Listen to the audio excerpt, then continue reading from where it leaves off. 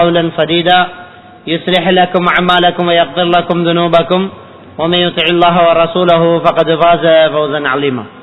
فقال عليه الصلاة والسلام: إن أصدق الحديث كتاب الله وإن خير الهدي هدي محمد صلى الله عليه وسلم وشر الأمور محدثاتها وكل محدثة بدعة وكل بدعة ضلالة وكل ضلالة في النار. சர்வ புகழும் புகழ்ச்சியும் எல்லாம் வல்ல அல்லாஹ்வுக்கு சுப்ஹானஹு வ தஆலாவுக்கு, அவன் புறத்திலிருந்து சலாமும் ஸலவாத்தும் ஸல்லல்லாஹு அலைஹி வஸல்லம் அவர்கள் மீதும் சஹாபாக்கள், தாபீன்கள், தபஅ தாபீன்கள், நல்லோர்கள் எல்லோர் மீதும் உண்டாகட்டுமாக. அன்புக்குரிய எனது அருமை சகோதர மாணவ மணிகளே, வெளியிலிருந்து கேட்டுக்கொண்டிருக்கக்கூடிய சகோதர சகோதரிகளே, இன்றைக்கு இந்த நிகழ்ச்சியிலே ஊடகங்களும் அதிலே வாலிபர்களினுடைய பங்களிப்பும் என்ற ஒரு தலைப்பிலே என்னை பேசுமாறு பணித்திருக்கின்றார்கள். ஊடகம் என்று சொல்லுகின்ற போது, பொதுவாக ஊடகம் என்று சொல்லுகின்ற போது நம்முடைய ஒருவருடைய கருத்தை அடுத்தவருக்கு கொண்டு சேர்ப்பதற்காக பயன்படுத்தக்கூடிய எல்லாமே ஊடகங்களாகத்தான் இருக்குது. அந்த ஊடகங்கள்ல ஒரு சிலது உலகமயமாக்கப்பட்டு இன்றைக்கு உலகத்துல எல்லா மூலைகளில இருந்து ஒரு தகவலை எடுக்கக்கூடியது வரைக்கும் வளர்ந்திருக்கிறது. இந்த ஊடகம் என்கிறது ஆரம்ப காலகட்டத்திலிருந்து இருந்திருக்குது. நபிகள் பெருமானா ஸல்லல்லாஹு அலைஹி வஸல்லம் அவர்களுடைய காலத்துல, அதுக்கு முன்னே இருந்த காலத்துல இருந்து இந்த ஊடகங்கள் இருந்திருக்கிறது என்கிறத நாங்க பாக்கிறோம். நபிகள் நாயகம் ஸல்லல்லாஹு அலைஹி வஸல்லம் அவருடைய காலத்துல எப்படி இருந்துச்சுன்னு சொன்னா, ஒருத்தர் ஒரு கருத்தை அடுத்தவருக்கு சொல்றதா இருந்தா அவர் ஒரு நிறுவனமாக ஒரு உயரத்துல ஒரு இடத்துல ஏறி நின்றுகிட்டு சத்தம் போடுவார். ஒரு மலையில ஒரு குன்றுல ஏறி நின்றுகிட்டு நிறுவனம் நிப்பார். நின்று சத்தம் போட்ட உடனே இவர் ஏதோ செய்தி சொல்ல போறாரு அப்படிங்கிறதுக்காக மக்கள் ஒன்று சேருவாங்க. அவர் அவருடைய செய்தியை என்ன செய்வாரு, சொல்லுவாரு.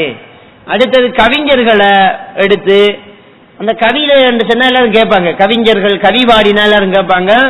அந்த கவிஞர்கள்ட்ட கொடுக்க வேண்டிய தகவலை கொடுத்துட்டு அவங்கள பாட வைப்பாங்க. அது அன்றைக்கு ஊடகங்களாக பயன்படுத்தப்பட்டுச்சு. அடுத்தது ஓலை எழுதி அனுப்புறது. எலும்புல தோல்ல கடிதங்களை எழுதி அனுப்பக்கூடியது ஊடகங்களாக என்ன செய்யப்பட்டுச்சு, பயன்படுத்தப்பட்டுச்சு.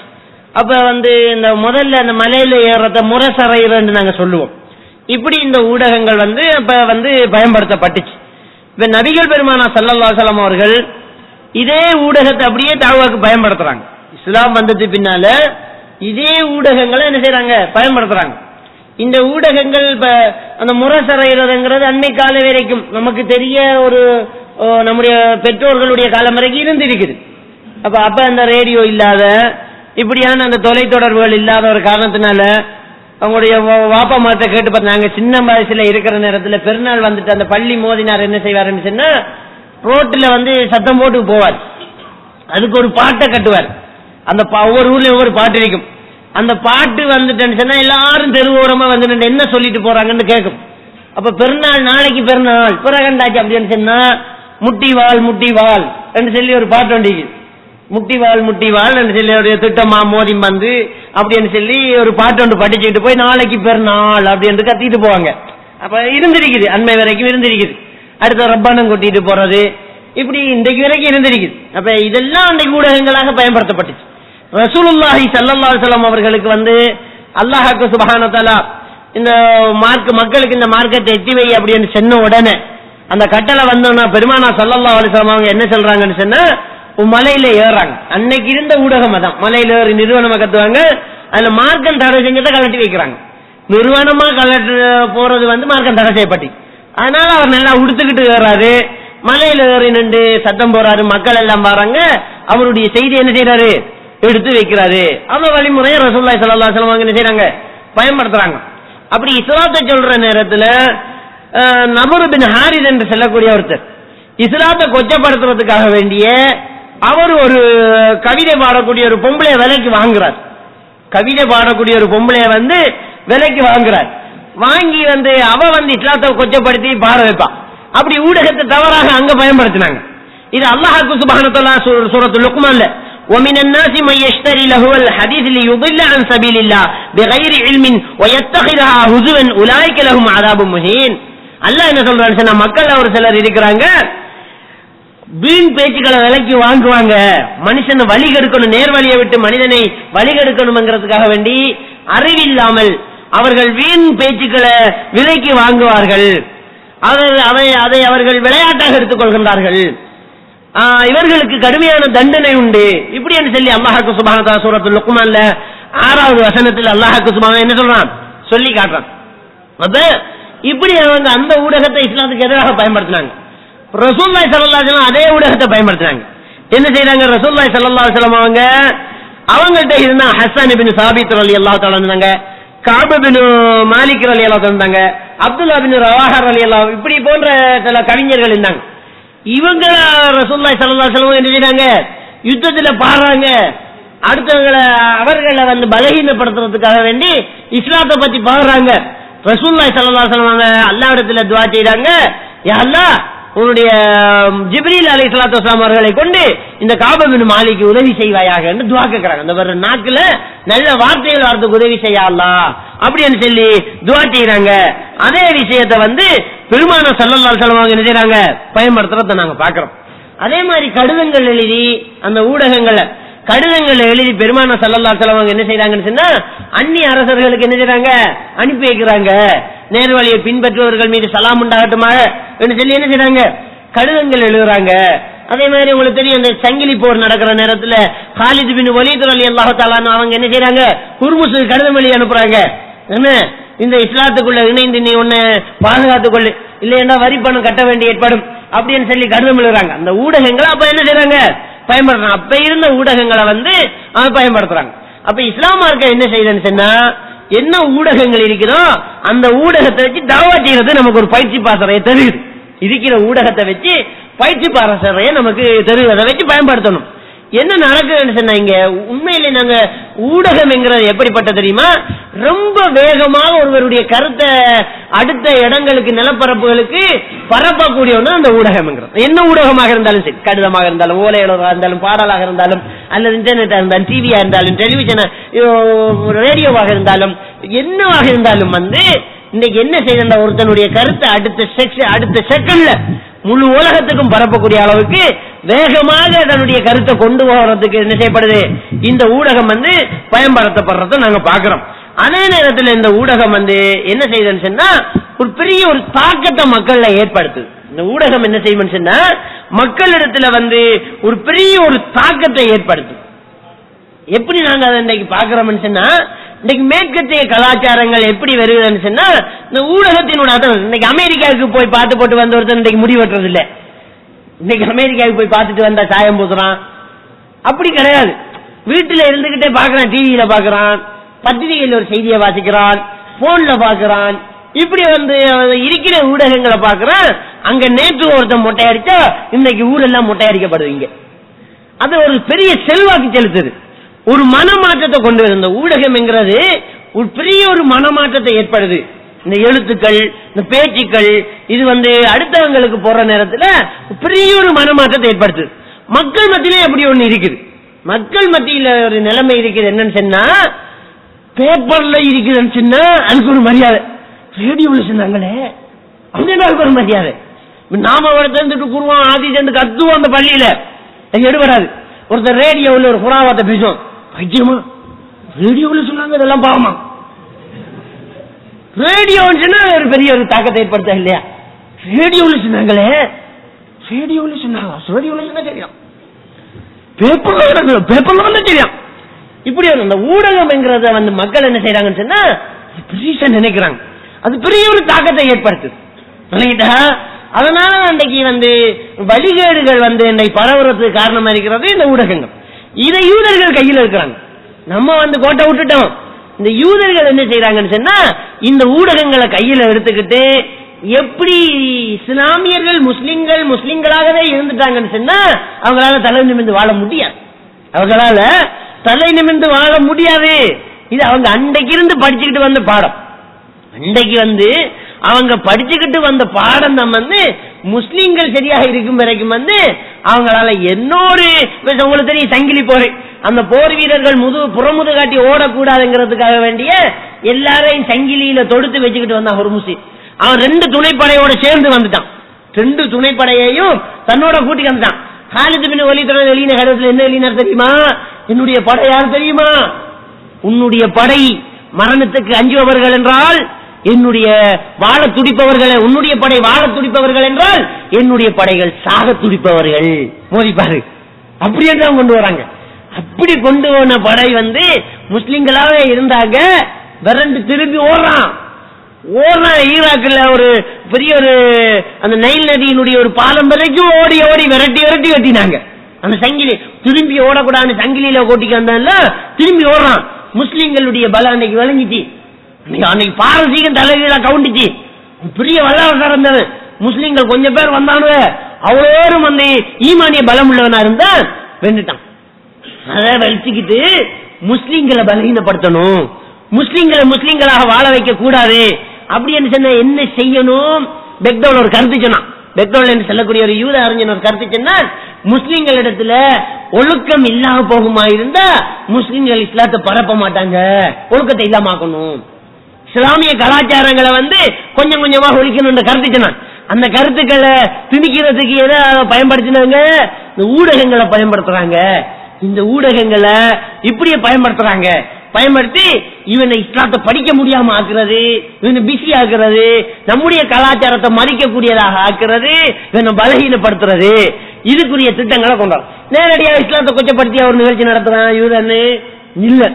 அதனுடைய சார அம்சம் இஸ்லாம் எதை பிழை என்கிறோ அதை சரி காணும், இது இஸ்லாம் எதை சரி என்கிறோ அதை பிழை காணும். மனசு ஊடகங்களினோட ஒரு பெரிய தாக்கத்தை ஏற்பாடு நம்ம பாக்குறோம். இன்றைக்கு சும்மா சாதாரணமா பாக்குறோம்.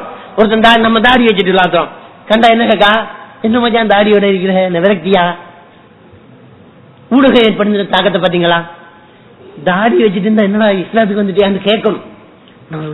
ரசூலுல்லாஹ் எல்லாம் பின்பற்றுறேன், மாஷா அல்லாஹ் மார்க்கத்தோட ஆயிட்டா நீ அல்ஹம்துலில்லாஹ் என்று சொல்ல வேண்டியவன் தாடி வச்சா மார்க்கத்தோட இருக்கான்னு நினைக்க வேண்டிய அந்த சமூகம் ஒருத்தன் தாடி வச்சா என்ன கேட்கிறான், என்ன மச்சான் என்ன தாடி வச்சுக்க விரக்தியா என்ன?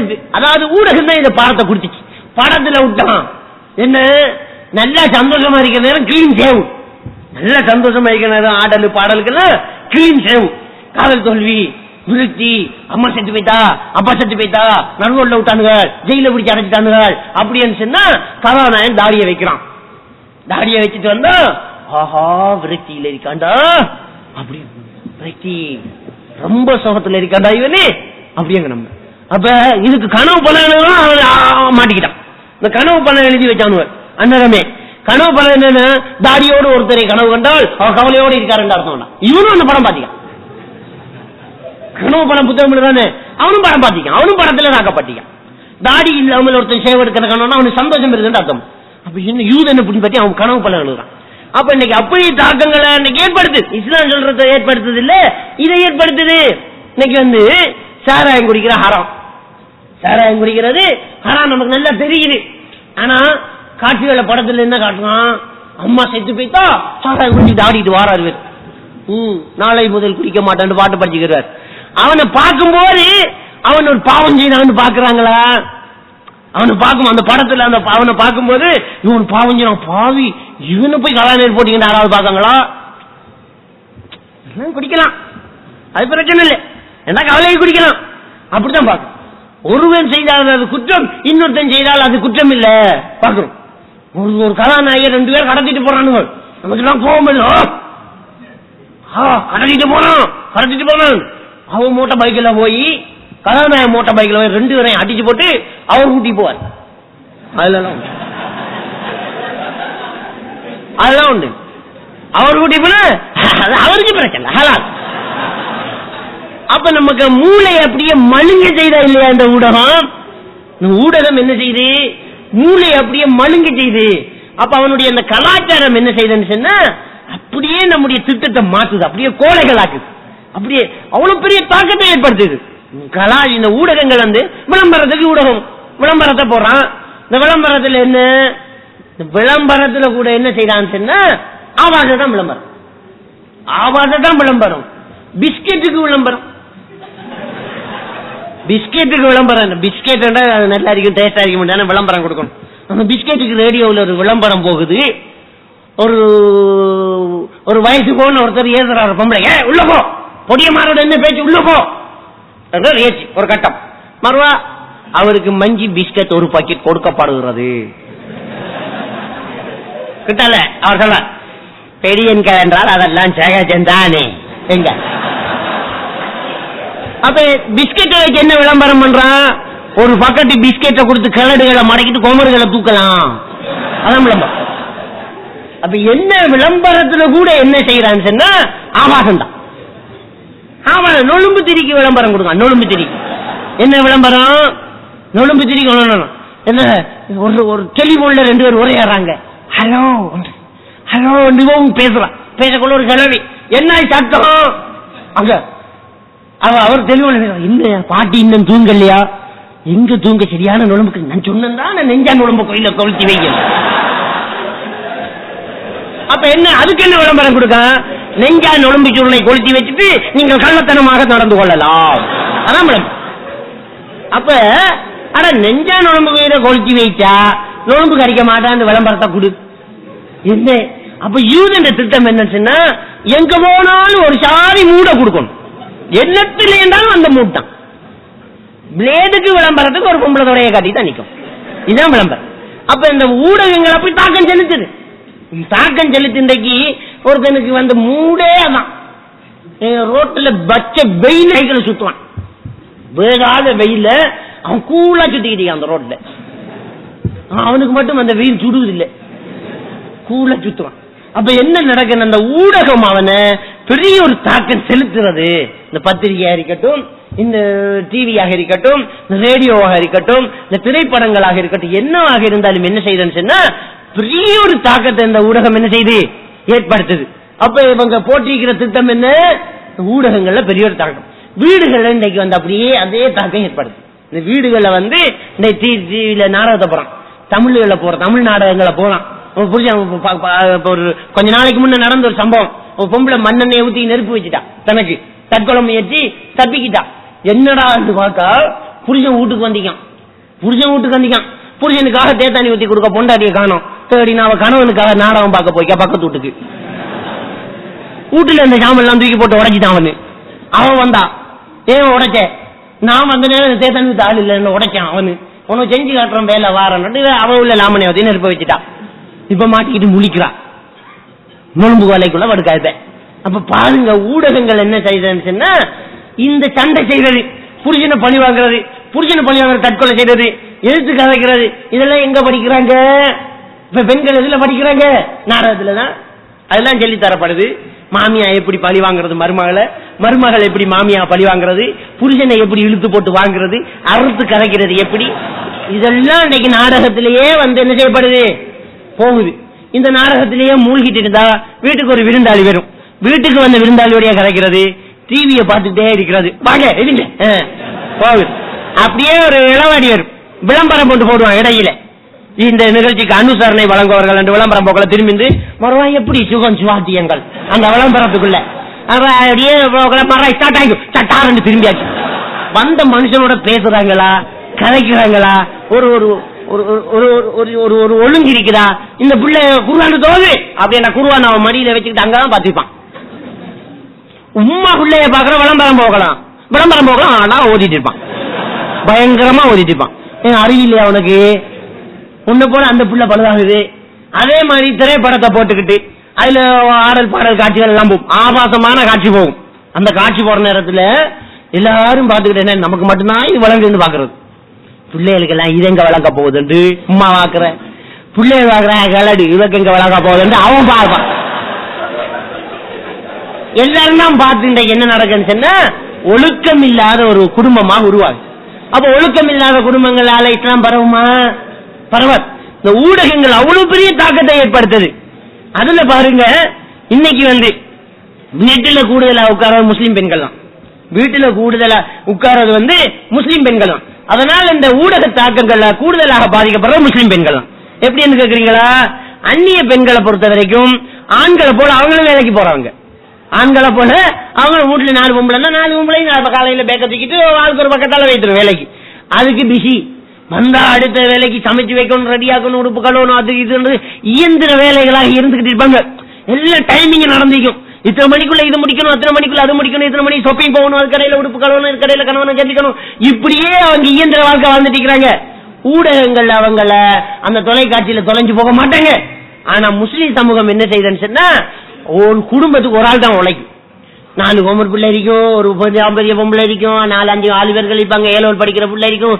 குடும்பத்தோட ஃபுல் ஃப்ரீயா இருந்தா எப்படி பொழுத போக்குறது? டிவி ஒண்ணு வேண்டிதாங்கப்பா. ஏன் டிவி? சும்மா இருக்க போர் அடிக்குது, டிவி ஒன்று வேண்டிதான் பாத்துக்கிட்டு இப்ப அன்றைய குந்தினதான் புருஷனை பார்க்க மாட்டான். இவர் வேண்டி கொடுத்து போடுவார். அந்த சும்மா இருக்கிற நேரத்தை கழிக்கணும் பண்ணி மற நல்லா இருந்த நேரம் சேர்ந்து டிவியில போயிட்டு விட்டுருவாங்க. விட்டோன்னு அதுல தொலைஞ்சு போகுது. அப்ப அந்நியர்களுடைய கலாச்சாரங்கள் அப்படியே வருகுது. அந்நியர்களுடைய பூஜை அறைகள், அந்நியர்களுடைய சிலைகள், அந்நியர்களுடைய கொடுக்கல் வாங்கல் எல்லாம் வீட்டுக்குள்ள அப்படியே கபட்டுக்கு மேல ஓடிக்கிட்டு இருக்குது. நாங்க பார்த்து ரசிச்சுக்கிட்டே இருக்கோம். அவனுடைய கலாச்சாரம் பிடிச்சு போகுது. சில பொம்பளை சொன்ன மல்லிகைப்பூ வைக்கிறது எனக்கு ஆசையா இருக்கிறது, அப்படியே வச்சு காட்டி மல்லிகைப்பூ வைக்க ஆசைப்படுது. அந்த கூடையில பூ எடுத்துட்டு கோயிலுக்கு போறத போல ஒரு இன்பசுபா நல்லா அப்படின்னு சொல்லி பாக்குது. இப்போ இப்படியே இந்த விஷயங்கள் இன்றைக்கு தாக்கப்பட்டுக்கிட்டு போகுது, நாங்க பாக்கிறோம். அப்ப ஊடகங்கள் என்ன செய்யுதுன்னு சொன்னா பெரிய ஒரு விளைவை தாக்கத்தை ஏற்படுத்துது. இதுல கூடுதலாக பலியாகி போறவங்க உணர்ச்சி வசப்படுற இந்த வாலிபர்கள் தான்.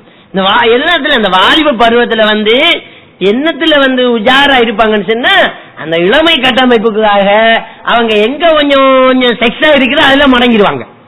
அப்ப இந்த யூதர்கள்ல அந்த திட்டங்களை பலியாகி போறது யாரு? இவங்க தான் பலியாகி போறாங்க. ரசூலுல்லாஹி ஸல்லல்லாஹு அலைஹி வஸல்லம் அவங்க கரண்டை காலுக்கு மேல உடுத்தாங்கிறத ரசூலுல்லாஹி ஸ்டைல்னு சொல்லி ஒருத்தன் இருக்கிறானா, அத முகமது ஸ்டைல் அடிப்பமா ரவுசர இல்ல. இன்னைக்கு தெரியும் ரவுசரை வேண்டி உடுத்தா கரண்டை மடிச்சு ஒன்னராடிய மடிச்சாலும் கரண்டை காலுக்குள்ள இருக்குது. என்னடா இது? என்ன அப்படியே அந்த ரவுசரை நீளமா போறான், அவன் போட்டதுக்காக போறான். அதே நேரத்தில் அவன் முடங்காலுக்கு மேல வெட்டிக்கிட்டு போட்டா முடங்காலுக்கு மேல வெட்டிட்டு போறான் பைசிக்கல். அதெல்லாம் நல்ல ஸ்டைலா இருக்குது. ஆனா முடிய வள்ளச்சு மொட்டையாச்சு, மேலுக்கு தொப்பி மாதிரி கொஞ்சம் மயிறு, அதுக்கு பேரு கெப்பு கட்டு, அதை போட்டுக்கிட்ட அது ஸ்டைல். அதெல்லாம் போடலாம், ஆபீஸுக்கு போகலாம், அந்த முடியோட ஆபீஸுக்கு போகலாம், அந்த முடியோட எல்லா அலுவலகங்களுக்கும் போகலாம், அந்த முடியோட எல்லா இடங்களுக்கும் போகலாமா. அப்ப ரசூலுல்லாஹ் சொன்ன அந்த தாடியை வச்சா வேலைக்கு போறோம், ஆபீஸுக்கு போறேன், தாடியை வச்சுக்கிட்டு வலி சலா ஏன்டா அதை ஸ்டைல வைக்கணும். அப்ப சத்யான்னு ஒரு படத்துல தாடி வச்சது சத்யா கட்டன்னு வைக்கலாமே, அன்னரம் வச்சாங்களா இல்லையா? சத்யான்னு ஒரு படம் வந்துச்சு, அப்ப தாடியை வச்சான் கதாநாயகன், அம்புட்டு பேரும் தாடியை வச்சான், முடிய வலிச்சு தாடியை வச்சான், மொட்டை சீப்பு மட்டத்துக்கு முடி தாடி, பேர் என்ன சத்யா கட், எல்லாரும் பார்த்தாலும் சத்யா கட்டு தான். அவன் தாடி வச்சோன்னு தாடி வைக்கிறதுக்கு மனசு ரெடி ஆகுது. ரசூலா தாடி வைக்க சொல்றாங்க, வைக்கல. என்னது? ஊடகங்கள் பெரிய தாக்கத்தை ஏற்படுத்துது நமக்கு. இந்த ஊடகங்கள் பெரிய ஒரு புரட்சியை ஏற்படுத்துங்கிறத நாங்க புரிஞ்சோம். இதே ஊடகத்தை வைத்து நாங்க புரட்சி ஏற்படுத்தலாமா இல்லையா? இதே ஊடகங்களை வச்சு நாங்க புரட்சி ஏற்படுத்தணும். இன்னைக்கு இருக்கிற இஸ்லாமிய ஊடகங்கள்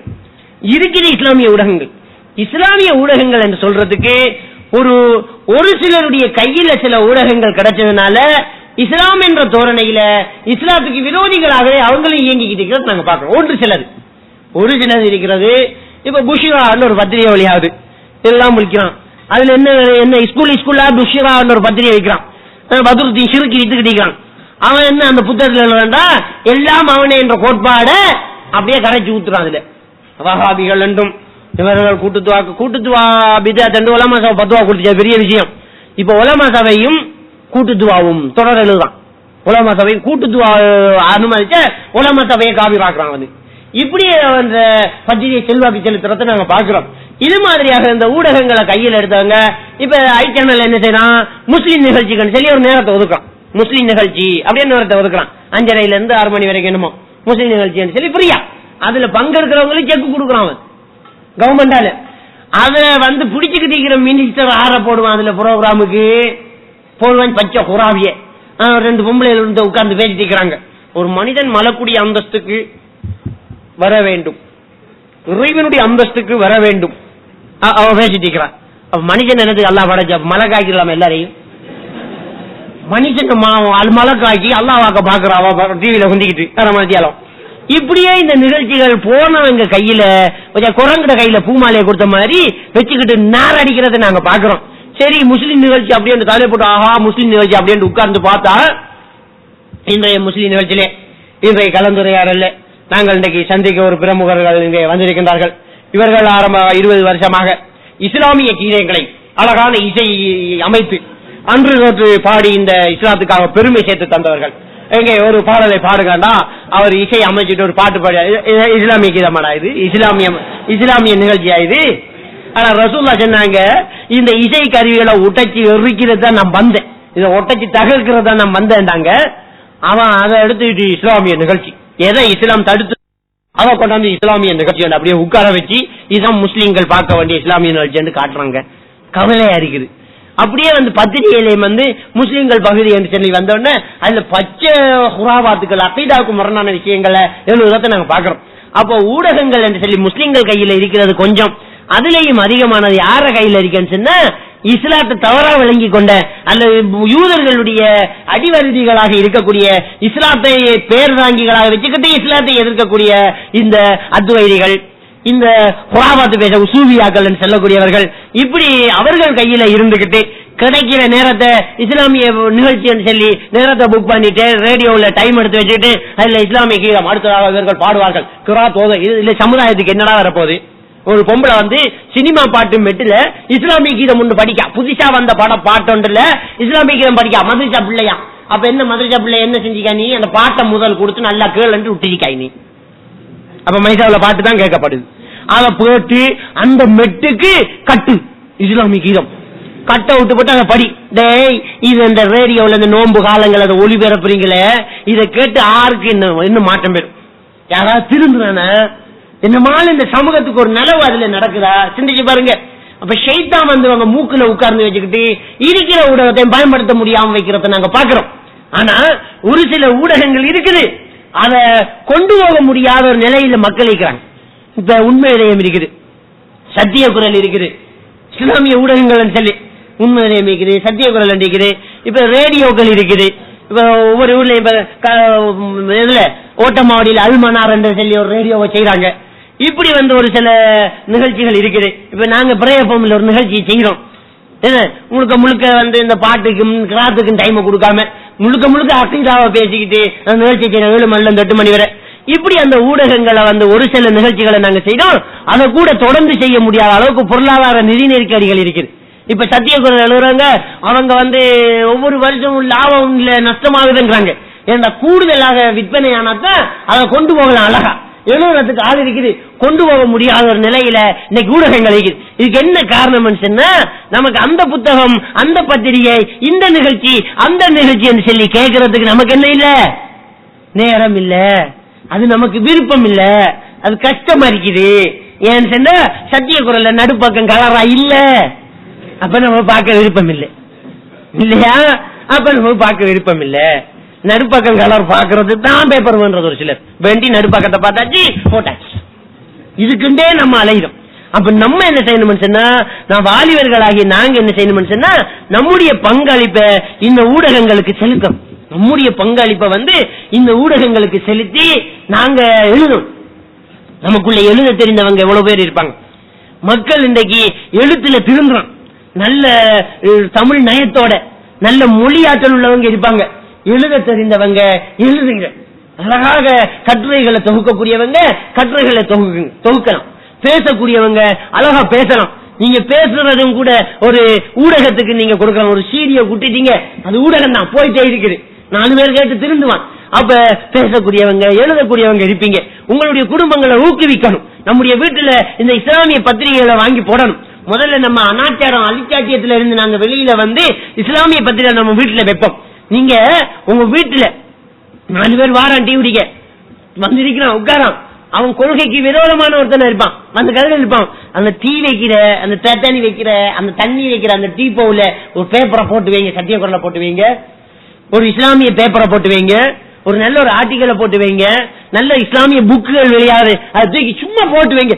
எடு வாசின்னு சொல்ல வேணாம், நீங்க போடுங்க. மனுஷன் பண்பு என்னன்னு தெரியுமா? எடுத்து என்னன்னு பார்க்கணும். மனுஷன் ஒரு பண்பு என்ன தெரியுமா, இது என்னன்னு பாக்கணும், அது என்னன்னு குறிப்பா மூடி வைக்க திறந்து பாக்கணும்னு ஆசைக்கு மனுஷன். குறிப்பா பாகிஸ்தான்ல விளம்பரம் போடுவோம், அப்படித்தான் விளம்பரம். வாகனத்துல நான் ரோட்ல போன பெரிய போஸ்டர் ஒன்று அடிச்சு அதுல விளம்பரம் போட்டுப்பாங்க இல்லையா. பாகிஸ்தான்ல என்ன செய்வான் தெரியுமா, பெரிய போஸ்டர் ஒன்று அடிச்சு கருத்த கலர் பெயிண்ட் அடிச்சு மஞ்சள் கலரால மறுபுறம் தயவு செய்து பார்க்காதன்னு எழுதிப்பான். ஆஹா, அத பார்க்கத்தான் வேணும். அப்படியே காரை ஸ்லோவாக்கி திரும்பி பார்த்தா சவுக்கரத்துக்கு விளம்பரம் போட்டி. மனுஷன் ஒரு விஷயமே அதான், மூடி வச்சா திறந்து பார்க்கும். சும்மா வைங்க, சும்மா வைங்க, மூடி வைங்க, எடுத்து பார்ப்பான். ஒரு கட்டுற பற்றும் அவனுக்கு, ஒரு விஷயம் பற்றும், ஒரு தலைப்பு பற்றும் அவனுக்கு, அந்த எழுத்து பற்றும் அவனுக்கு. அப்படி ஏற்பாடு செய்யுங்க. அடுத்தவனுக்கு கிஃப்ட் கொடுக்கிற நேரத்துல இதுகளை கொடுப்போம் நம்ம. இப்படி இந்த ஊடகங்களினூடாக நம்முடைய பங்களிப்புகளை நாங்க செய்துட்டோம்னு சொன்னா அது ஒரு பெரிய ஒரு மாற்றத்தை ஏற்படுத்தும்ங்கிறத நாங்க சிந்திச்சு பார்க்கலாம். அப்ப அப்படி நாங்க ஊடகங்களுக்கு எழுதணும், வாங்கணும், அதை ஊக்குவிக்கணும். அந்த ஒரு விஷயத்தை நீங்க எடுத்துக்கோங்க. அடுத்து இன்னொரு விஷயம் என்னன்னு சொன்னா, இன்னைக்கு இருக்கிற ஊடகங்கள் எல்லாம் இஸ்லாத்தை கொச்சப்படுத்துறது கண்டும், இஸ்லாத்தை குழி தோண்டி புதைக்கிறது கண்டும் திட்டம் கட்டி இருக்கிறத நாங்க காணக்கூடியதாக இருக்கிறது. இஸ்லாத்துக்கு எதிரான பல ஊடகங்கள் வெளிவந்திருக்கிறது. ஒரு சலைமர் என்று சொல்லக்கூடிய ஒரு பாரதியார் பைத்துல் முகத்தஸ்ல கிறிஸ்தவ பிரச்சாரத்துக்கான ஒரு வகுப்புல வந்து பேசுறாரு. நான் எந்த முஸ்லிம்களை கிறிஸ்தவனாக மாற்றியுள்ளேன் என என்னிடம் கேட்காதீர்கள். அவர் பேசுறாரு என்னன்னு சொன்னா, எந்த முஸ்லிமை கிறிஸ்தவனா மாற்றி இருக்கிறேன் என்கிட்ட கேட்க வேண்டாம் என்று சொல்லிட்டு அவர் என்ன சொல்றார், எத்தனை முஸ்லிம்கள் இஸ்லாத்துக்கு எதிராக இயங்குகிறார்கள் என்று கேளுங்கள். அந்த திட்டம் என்ன தெரியுமா, முஸ்லிமை கிறிஸ்தவனா மாத்துறது இல்ல, முஸ்லிம்களை இஸ்லாத்துக்கு எதிராக இயங்க வைக்கிற முஸ்லிமா தான் அப்பா முஸ்லிம்களை பேச்ச கேட்பான். அப்ப இன்றைக்கு அவனுடைய திட்டத்தை சொல்றான். அவனுடைய திட்டத்தை என்ன சொல்றான் தெரியுமா, எத்தனை முஸ்லிம்களை நான் கிறிஸ்தவனாக மாத்திருக்கிறேன் என்று என்னிடம் கேட்காதீர்கள் என்று சொன்னா, நீங்க போய் முஸ்லிமை கிறிஸ்தவன் ஆகிறது இல்ல வேற, எத்தனை முஸ்லிம்கள் இஸ்லாத்துக்கு எதிராக இயங்குகிறார்கள் என்று கேளுங்கள். என்ன அர்த்தம், எத்தனை முஸ்லிம்களை உங்களுக்கு இஸ்லாத்துக்கு எதிராக இயங்க வைக்க முடியுமோ இயங்க வெய்யுங்க என்கிறான். அப்ப என்ன செய்யணும், இஸ்லாம் என்ற தோரணையில, முஸ்லிம்கள் என்ற தோரணையில முஸ்லிம்கள் கையில இருக்கிறத புரட்டி கொடுக்கணும் அவங்களுக்கு. இதான் நீ கேட்டது, இதுதான் ஹதீஸ், இதான் பார், இதான் ஃபிக்ஹ் கிதாப், இதான் பார் கொடுக்கணும். கொடுத்தா என்ன செய்வான் பாப்பான். துருல் முக்தார்ல என்ன இருக்குது, மூக்கால ரத்தம் வந்தால் சூரத்துல் ஃபாத்தியாவை மூத்திரத்தால் நெத்தியில் எழுதினால் நிற்கும். ஃபிக்ஹ் கிதாப் மதரசாவுல ஓதி கொடுக்கிற ஃபிக்ஹ் கிதாப். இத வந்து பார்த்துக்கிட்டு ஆஹா சூரத்துல் ஃபாத்தியாவோட மகிமையோ மகிமை என்று பார்க்கான். அவன் மூத்திரத்தால எழுத வச்சுட்டான். எழுதாட்டியும் அதை சரி கண்டதுல ஈமன் பாலா போஞ்சா இல்லையா. அப்ப முஸ்லிம்களை இஸ்லாத்துக்கு எதிராக இயங்க வைக்கிறதை வந்து அவர்களுடைய திட்டங்களாக இருக்கிறத நாங்க பார்க்கிறோம். அப்ப அவர்கள் போடுற புத்தகங்கள், கட்டுரைகள், கதைகள், போட்டோக்கள், ஆபாசமான போட்டோக்கள், படங்கள், இதெல்லாம் பெரிய தாக்கத்தை ஏற்படுத்துது. அன்றைக்கு வந்து கெய்ரோவில் 1896 முதல்ல இஸ்லாமிய ஒரு நாட்டில் திரையரங்கு ஏற்பாடு செய்யப்படுது. இன்னைக்கு 112 வருஷத்துக்கு முன்னால முதல் ஒரு திரையரங்க கொண்டு போய் அங்க வச்சா எதிர்ப்பு வந்துச்சு. அப்ப திரையரங்கா அப்படின்னு சொல்லி எதிர்ப்பு வந்துச்சு. அப்ப அவன் என்ன சவால் விட்டான் தெரியுமா, இன்னைக்கு இந்த திரையரங்கு நான் எடுக்கிறேன், ஒவ்வொருத்தர வீட்டுக்குள்ளேயும் கொண்டு வருவேன் அந்த திரையரங்கு சவால் விட்டான். இன்னைக்கு வந்துட்டு ஒவ்வொருத்தர வீட்டுக்குள்ளேயும் வந்து ஒவ்வொருத்தர போன்லையும் வந்துட்டு இந்த திரையரங்கு பாக்குறோம். டிவிய திரையரங்கத்தான பயன்படுத்திக்கான். அப்ப பயந்து வாப்பாக்கு தெரியாம படம் பார்க்க போற, இப்ப வீட்டுக்குள்ள ஜன்னலை மாட்டி இது பிடிக்கல அதண்டு பார்க்கலாம், டிவியில பார்க்கலாம், ஒரு கார்ல பார்க்கலாம் படத்தை. இன்னைக்கு மாத்திட்டானா இல்லையா சிந்திச்சு பாருங்க. 1906 மோஷா என்று சொல்லக்கூடியவன் லத்தீபா என்னும் ஒரு நாவல் எழுதினான். ஊடகங்களூடாக முஸ்லிம்களை எப்படி கொச்சப்படுத்தலாம் பாருங்க. 1906 மோஷா என்று சொல்லக்கூடிய ஒருத்தன் லத்தீபா என்று சொல்லக்கூடிய ஒரு நாவல் எழுதினான். அந்த நாவலுடைய அந்த கதைகளை வந்து எப்படி அவன் எழுதினான்னு சொன்னா, அரேபியர்களை கொடூரமானவர்களாக சித்தரித்த அந்த நாவல் கதை எப்படி எழுதுறான்னு சொன்னா நல்லா இருக்கு, இன்ட்ரெஸ்டான கதையா இருக்கும். அரேபியர்களை வந்து கொடூரமாக சித்தரிக்கிறது அப்படி எழுதினான். 1929 மானத்துல் இன்சான் என்ற ஒரு அரபு நாவல் முஸ்லிம் பெண் ஒருத்திய தரங்கட்டவளாக பேசியாக அதுல கதாபாத்திரம் எடுத்து அதுல ஒரு கிறிஸ்தவ யூத குடும்பம் என்ற நம்பிக்கை நட்சத்திரமாக அதுல எடுத்து முஸ்லிம்கள் சின்ன பின்னமாகிற மாதிரி அந்த நாவலை எழுதி முடிச்சான். அரபியிலேயே எழுதி இசு பண்ணினான். அப்ப மக்களுக்கு என்ன செய்யறதுன்னு சொன்னா பார்த்து அதுல இருந்த விஷயம் தான் வந்து படுறது. உதாரணத்துக்கு நம்முடைய மைண்ட்ல எல்லாம் வெள்ளக்காரன் டை கட்டி ஷர்ட் போட்டு ரவுசர் போட்டு ஷூ எல்லாம் அடிச்சுட்டு ஒரு வெள்ளக்காரனை கண்டா அவன் நாகரிகமானவன் அப்படித்தானே படுது. அப்படிதான் படுது. சரியா? ஷர்ட் போடாம வச்சாய் சாரணம் அடிச்சு கட்டிக்கிட்டு தோல்ல ஒரு சாலியை போட்டு ஒரு கருப்பன்னுண்டா அவன் முரடன். இப்படித்தானே இப்படித்தானே. இதே நேரத்தில் உளவியல் ரீதியான ஒரு கிளாஸ் நடந்துச்சு, ஒரு கவுன்சிலிங் நிகழ்ச்சி நடந்துச்சு. இந்த கவுன்சிலிங் நிகழ்ச்சியில இந்த கவுன்சிலிங் பண்ண வந்த திடீரென்று ஒரு போட்டோவை போடுறேன் ப்ரொஜெக்டர்ல. போட்டோவில் ஒரு வெள்ளக்காரன் டை காட்டி ரவுசர் போட்டு ஷர்ட் எடுத்துக்கிட்டு ஒரு வெள்ளக்காரனும் ஒரு சாரணம் அடிச்சு காட்ட ரெண்டு பேரும் சண்டை பிடிக்கிறாங்க. கொஞ்ச நேரம் போறாரு அந்த படத்தை எல்லாம் பாக்குறாங்க. நல்லா பாருங்க. டக்குன்னு கட் பண்றான். கட் பண்ணிட்டு கேட்கிறாரு யார கையில கட்டி இருந்துச்சு கேட்காரு. யார கையில கட்டி இருந்துச்சு? எல்லாரும் சொன்னாங்க என்ன தெரியுமா, அந்த கருப்பெண்ட நீக்குறக்காரண்ட கையில தான் கட்டி இருந்துச்சு. திரும்ப போறாரு, இந்த வெள்ளக்காரண்ட கையில தான் கட்டி இருக்குது. வெள்ளக்காரண்ட கையில தான் கட்டி இருக்குது. இதை வச்சு அவர் என்னத்தை வழங்கப்படுத்தினான்னு சொன்னா, நம்முடைய மனசுல இருக்கக்கூடிய ஆழ்மன பதிவுகள் நம்முடைய கண்களால் காணும் காட்சியை கூட மாற்றி காட்டும்.